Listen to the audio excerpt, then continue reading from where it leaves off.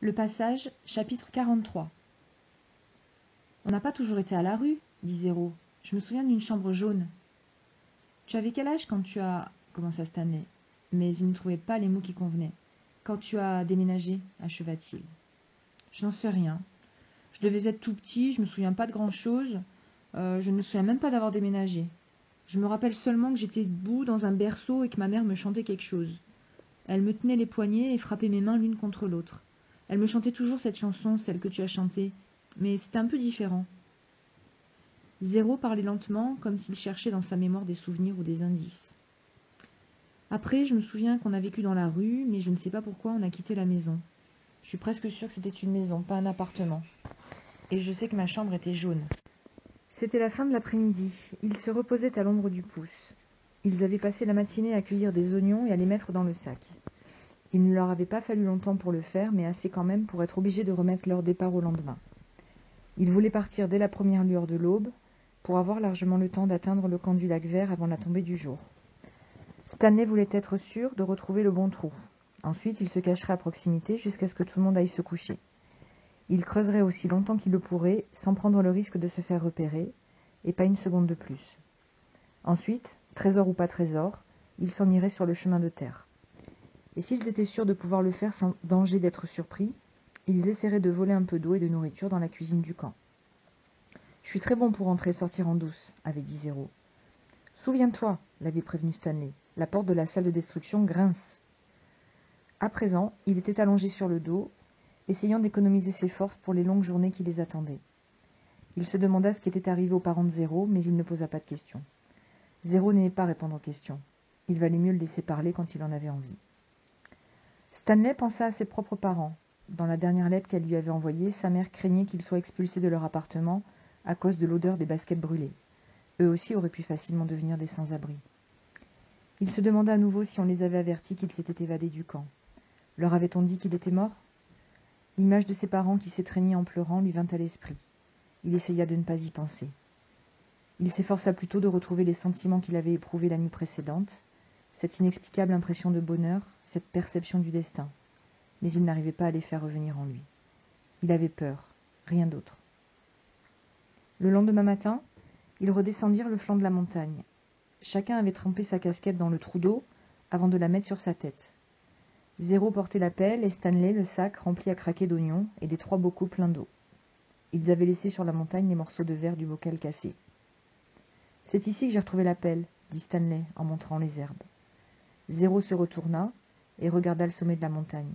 « Ça fait un long chemin. »« Tu étais léger, » dit Stanley. « Tu avais déjà vomi tout ce que tu avais dans l'estomac. » Il changea le sac d'épaule. Il était lourd. Il marcha alors sur une pierre instable, perdit l'équilibre et fit une chute brutale qui l'envoya glisser le long de la pente escarpée. Il lâcha le sac et des oignons se répandirent autour de lui. Il glissa ainsi jusqu'à une surface herbeuse et s'accrocha à des ronces. Les ronces cédèrent sous son poids, mais elles ralentirent sa chute, et il réussit enfin à s'arrêter. « Ça va ?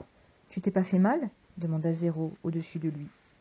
Stanley poussa un grognement en enlevant une épine plantée dans la paume de sa main. « Non, » dit-il. Il ne s'était pas fait mal. En revanche, il était inquiet pour les bocaux qui contenaient leur réserve d'eau. Zéro descendit derrière lui et récupéra le sac au passage.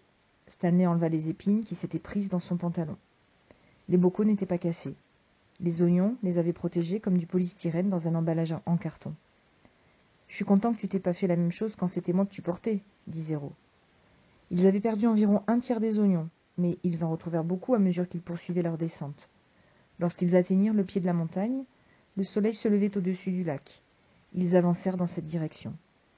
Bientôt, ils se retrouvèrent au bord d'une paroi verticale qui donnait sur le lit asséché du lac. Stanley n'en était pas vraiment sûr, mais il lui sembla apercevoir la Marilou au loin. « Tu as soif ?» demanda Stanley. « Non, » dit Zéro. « Et toi ?»« Non, » mentit Stanley. Il ne voulait pas être le premier à boire. Bien qu'il n'en ait jamais parlé, c'était devenu une sorte de défi entre eux. Ils regagnèrent le fond de la poêle à frire, à un autre endroit que celui d'où ils avaient entrepris leur escalade. Ils descendirent de rebord en rebord, se laissant parfois glisser le long de la paroi, attentifs à ne pas casser les bocaux. Stanley ne voyait plus la Marilou, mais il prit ce qu'il croyait être la bonne direction. À mesure que le soleil se levait, l'habituelle brume de chaleur et de poussière se formait. « Tu as soif » demanda Zéro. « Non, » dit Stanley. « C'est parce que, comme tu portes 3 bocaux pleins d'eau, je me dis que ça doit devenir un peu lourd. Si tu en bois un peu, ce sera plus léger. »« Je n'ai pas soif, » dit Stanley. « Mais si tu veux boire, je t'en donne. »« Je n'ai pas soif, » dit Zéro. « Je m'inquiétais pour toi, c'est tout. » Stanley sourit. « Je suis un vrai dromadaire, » dit-il. Ils marchèrent pendant ce qui leur parut un très long moment, mais ils ne voyaient toujours pas la Marilou. Stanley était sûr qu'ils avaient pris la bonne direction. Il se souvint que lorsqu'ils avaient quitté le bateau, ils s'étaient dirigés vers le soleil couchant. À présent, ils se dirigeaient vers le soleil levant. Ils savaient que le soleil ne se couchait pas exactement à l'ouest, ni ne se levait exactement à l'est. C'était plutôt le sud-est et le sud-ouest, mais ils ne savaient pas si la différence était importante. Stanley avait l'impression que sa gorge était en papier de verre. « Tu es sûr que tu n'as pas soif ?» demanda-t-il. « Moi ? Non, » répondit Zéro. Sa voix était sèche et rauque. Lorsqu'ils consentirent enfin à boire, ils s'arrangèrent pour le faire en même temps. Zéro, qui portait à présent le sac, le posa, y prit 2 bocaux et en donna un à Stanley.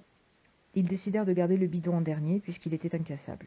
« Tu sais, je n'ai pas soif, » dit Stanley en dévissant le couvercle. « Je bois pour que tu boives aussi. »« C'est moi qui bois pour que tu boives aussi, » dit Zéro.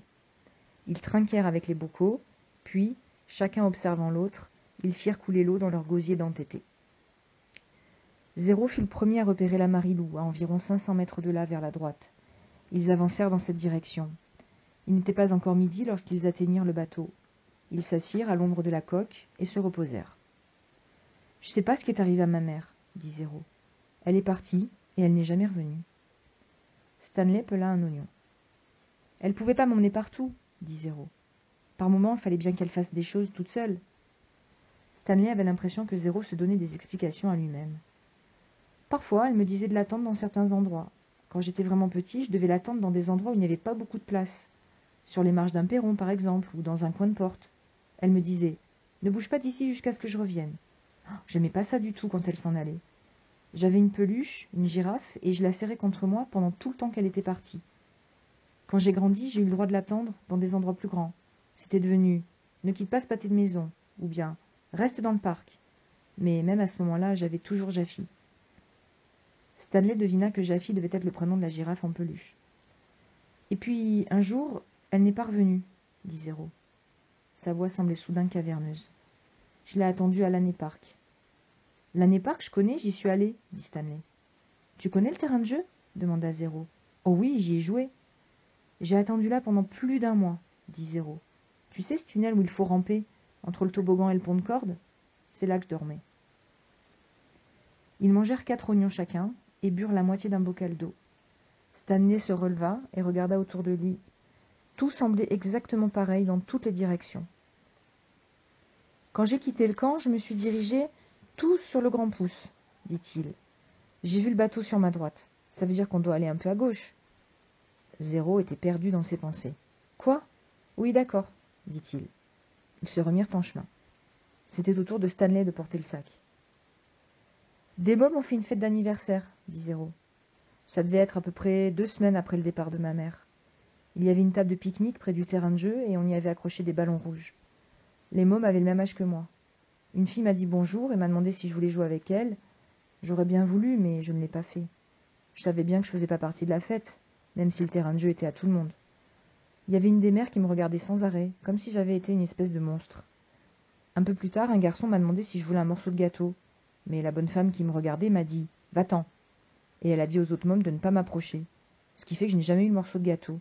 Et je suis partie tellement vite que j'ai oublié Jaffy. « Tu l'as jamais retrouvé ?» Zéro resta silencieux un moment, puis il dit « Il n'existait pas vraiment. » Stanley pensa à nouveau à ses propres parents. Ce serait terrible pour eux de ne jamais savoir s'il était mort ou vivant. C'était ce que Zéro avait dû ressentir en ne sachant pas ce qui était arrivé à sa mère. Il se demanda pourquoi Zéro ne parlait jamais de son père. « Hé, attends, dit Zéro, on a pris le mauvais chemin. Non, non, non, c'est bien par là, dit Stanley. Tu marchais vers le gros pouce quand tu as vu le bateau sur ta droite, dit Zéro. Ça veut dire qu'on aurait dû prendre à droite quand on est parti du bateau. T'es sûr? Zéro fit un dessin par terre. Stanley n'était pas très convaincu. Il faut qu'on aille par là, dit Zéro en traçant une flèche sur le sol et en prenant lui-même cette direction. Stanley le suivit. Il avait l'impression que ce n'était pas le bon chemin, mais Zéro paraissait très sûr de lui. Vers le milieu de l'après-midi, un nuage traversa le ciel et cacha le soleil. Ce fut un moment de répit particulièrement bienvenu. Une fois de plus, Stanley sentit que le destin était de son côté. Soudain, Zéro s'arrêta et tendit le bras pour arrêter également Stanley. « Écoute !»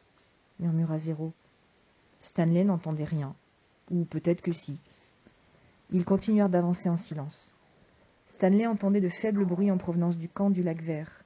Ils étaient toujours trop loin pour voir le camp, mais il percevait un mélange de voix indistinctes. À mesure qu'ils approchaient, il reconnaissait par moments les aboiements caractéristiques de Monsieur. Ils marchaient lentement, silencieusement. Les sons se propagent dans toutes les directions. Ils arrivèrent devant un ensemble de trous. « Attendons ici jusqu'à ce qu'ils rentrent, » dit Zéro. Stanley approuva d'un signe de tête. Il vérifia qu'aucun animal n'y habitait, puis descendit dans un des trous. Zéro descendit dans le trou voisin. Même après s'être trompé de direction, pendant un bon moment, il n'avait pas mis autant de temps que Stanley l'avait prévu. Maintenant, il n'avait plus qu'à attendre. Le soleil transperça le nuage et Stanley sentit ses rayons lui tomber dessus. Mais bientôt, d'autres nuages remplirent le ciel, projetant leur ombre sur Stanley et son trou. Il attendit jusqu'à ce qu'il soit sûr que le dernier pensionnaire du camp avait fini sa journée. Puis il attendit encore un peu.